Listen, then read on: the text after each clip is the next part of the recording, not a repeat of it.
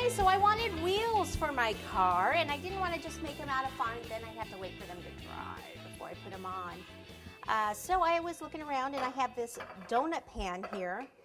So these come in different sizes. There's this one, and there's even a smaller one. So if you're going to do a smaller cake, you could use this one for the back wheels, and then the mini donut for the front wheels.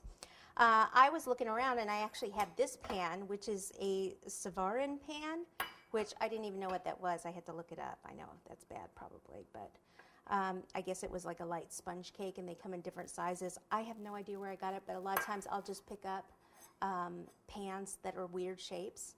But when I looked it up on the internet, you can get them all over the place. So just something bigger like this to make the back wheels. So I think he's going to be like a dragster, like that. And then we've got the little wheels here. We could do small ones in the back and the front. Yeah, but I really like the big ones. But I have options here. I made some.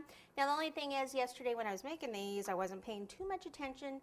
So I would forget about these and leave them in the freezer too long. And when you do that, you pull them out and they crack. So actually, a lot of these, you can see where I've repaired them, not very well. And that's okay if you're going to cover them with fondant, which is what I was going to do. But if you're going to do these without covering them in fondant, then you better make sure that you keep checking them. You don't want, I mean, it's kind of, they should just kind of pop out. Now this one, I don't think this pan is perfect, and I don't think I would have gotten this out that easily anyway. I think the nonstick pans are going to be better for you, because I think this kind of curves out a bit, and these, it was really hard to get these out. I had to like force them out, so they did break. Not because I left them in too long, but they broke just getting them out of here. So this one has a hole in the center. These didn't, although when I broke this one, it has a little hole. So this is just the coating chocolate, just the kind you buy at cake supply stores. This is the Merkins.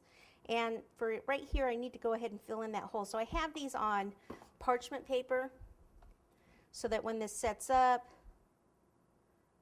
I can just pull them off the parchment paper, kind of tap it like this. It'll kind of flatten out. And then these big ones here, just take some, put them in the center. And if you want hollow wheels, I guess you could have that too.